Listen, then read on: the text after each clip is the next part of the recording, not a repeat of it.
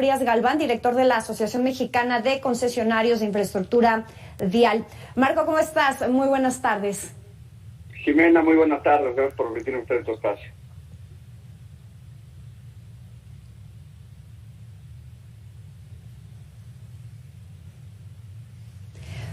Marco, hablábamos ahorita sobre el tema del mantenimiento a las carreteras. Para empezar, me gustaría que nos explicaras de dónde sale este recurso. Una parte, por supuesto, lo aporta la Federación, los estados. Por otro lado, pues también lo que pagamos los usuarios al momento de transitar por estas carreteras. ¿Cómo se distribuye y cómo se genera, insisto, Marco? Primero es importante hacer una distinción entre los distintos tipos de autopistas o carreteras que se operan en el país. Hay autopistas que están concesionadas a particulares, hay autopistas que están concesionadas a gobiernos estatales o al FONADIN, que es un fondo que pertenece al gobierno federal, y está la red libre de peaje. En este sentido, es cómo se puede explicar de dónde provienen estos recursos. En el caso de los concesionarios privados, pues viene evidentemente del peaje que paga cada uno de los usuarios cuando cruza por una caseta. En el caso de FONADIN, igual, proviene del peaje que pagan estos usuarios en la red FONADIN. En el caso de las concesiones a gobiernos de los estados, igualmente. Y en el caso de la red libre de peaje, proviene del presupuesto creado de la Federación. Ok, en el caso de ustedes, Marco, ¿cuántas empresas están agremiadas o están aglutinadas y qué porcentaje representa de las vías para conocer un poquito más de lo que tú nos vas a estar hablando? ¿Qué porcentaje de las carreteras abarca? La red de peaje a nivel nacional abarca poco más de 10,000 kilómetros. De estos, más de 5,000 kilómetros son concesionados a FONADIN, a CAPUFE y a gobiernos estatales. Y los otros 5,000, más o menos, son operados por concesionarios particulares. La Asociación Mexicana de Concesionarios de Infraestructura Vial actualmente cuenta con 14 miembros.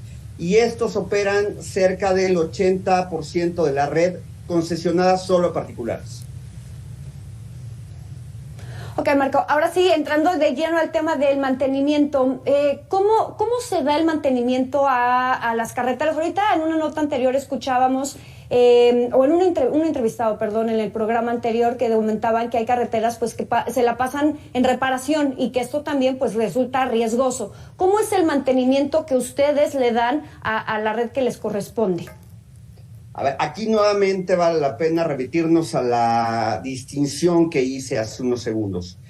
A ver, en el caso de las concesiones particulares, les puedo compartir unos datos. Por ejemplo, cada año nosotros invertimos alrededor de 735,000 pesos por kilómetro concesionado en temas de conservación y mantenimiento. Esto es más del 20% de lo que se invierte en la red FONADIN. Es un poco menos del doble de lo que invierten los concesionarios estatales, los gobiernos estatales, y es más del doble de lo que se invierte en la red federal libre de peaje. Ahora bien, estas concesiones particulares, es importante señalarlo, se rigen por títulos de concesión que marcan una serie de obligaciones y derechos que tienen los concesionarios. Y entre estas obligaciones, evidentemente está en primerísimo lugar la de mantener y conservar estas autopistas en buenas condiciones. Y esto es observado, monitoreado constantemente por la propia autoridad, que es la Secretaría de Comunicación, la Secretaría de Infraestructura, Comunicaciones y Transportes. Y en caso de que haya una falla o una falta a estos títulos de concesión, pues nos podemos ser acreedores a sanciones o incluso a que nos reviertan los títulos de concesión. Ahora, lo que sí te puedo decir es que claramente la red concesionada a particulares se encuentra en un estado, en su gran mayoría, más del 95%, en su gran mayoría, insisto, en buenas condiciones, lo cual ofrece mejores estándares de calidad para nuestros usuarios. Evidentemente también, y lo que implica es que los índices de accidentalidad sean sustancialmente menores a los que se presentan en otro tipo de vías de comunicación. Oye, y ahorita hablando del tema del recurso, comentábamos que se obtiene del peaje que pagamos los usuarios. ¿Qué pasa aquí cuando estas casetas son liberadas? Que vemos que grupos de choque van y liberan las casetas y no se paga el peaje, o cuando, si me permite la expresión, se vuelan la pluma y no pagan. ¿Cómo está impactando en el tema del mantenimiento y a su vez en el tema de esta seguridad que garantizan estas carreteras? Exacto, yo diría que son tres temas los que ponen en riesgo la serie de obligaciones que llegan a tener estas concesiones. Como bien lo señalas, primero está la toma de casetas, la evasión de peajes, pero también nos estamos enfrentando a una situación muy complicada, que es la relacionada con pesos y dimensiones. Cada vez es más común ver camiones con exceso de peso, con exceso de dimensiones, y a final de cuentas, desde el punto de vista de la ingeniería de estas vías de comunicación, pues están hechas para soportar un límite de peso o un límite de dimensiones. Entonces aquí también hay un riesgo a la seguridad vial de los usuarios muy importante. Ahora, a ver. Me ganaste ahí, Marco, perdón, la pregunta. ¿Son aptas las carreteras para este tipo de vehículos, para este tipo de camiones, los doble remolques, que son los que principalmente generan los accidentes? Sí, lo son. Y si comparamos con estándares internacionales, nos encontramos en una muy buena posición. El problema es que sea doble remolque o sea de un remolque, digamos, perdón la expresión, el punto es que si estos camiones son sobrecargados, o sea, estos camiones están también diseñados para soportar X número de toneladas. Si se sobrepasa este número de toneladas, pues hay un problema en términos mecánicos del vehículo, pero también hay una afectación hacia la vía de comunicación. Ahora, me preguntaba sobre cómo afecta. Sí, a ver, claramente hay una afectación.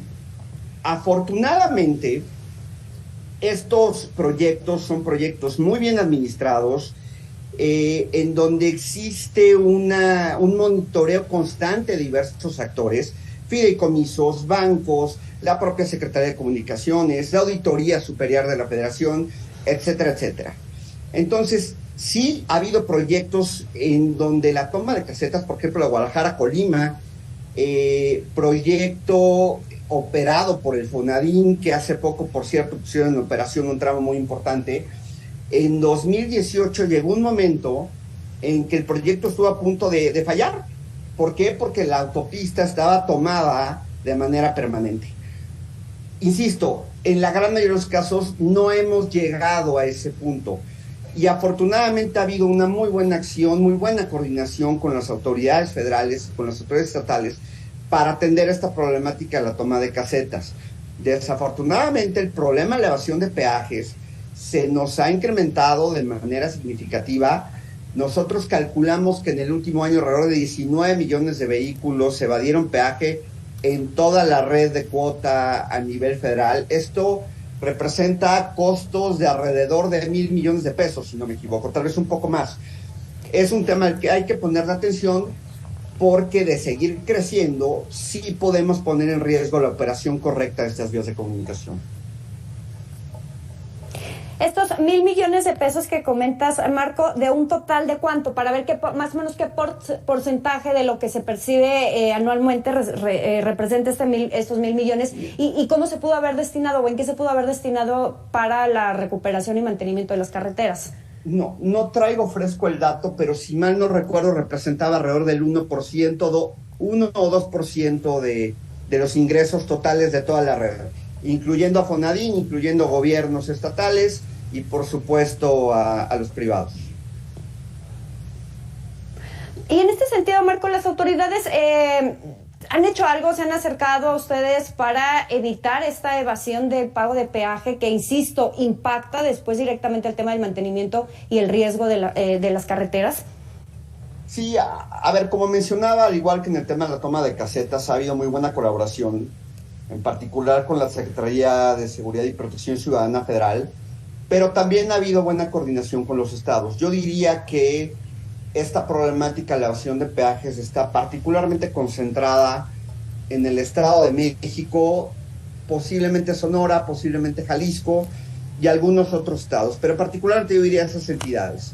Y sí, afortunadamente ha habido buena colaboración con las autoridades, pero esto también pasa por la concientización y la educación de los usuarios.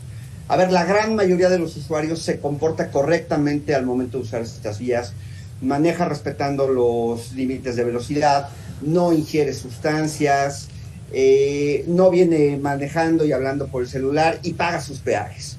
Sin embargo, este porcentaje menor que está evadiendo peajes está generando este tipo de problemas, no solo desde el punto de vista financiero, sino también desde el punto de vista de operación y de seguridad vial.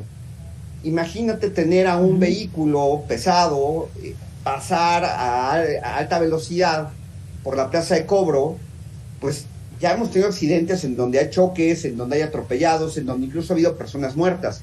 Hace algunos meses, en Nayarit, si no me equivoco, una persona de seguridad de la caseta fue atropellada y desgraciadamente falleció.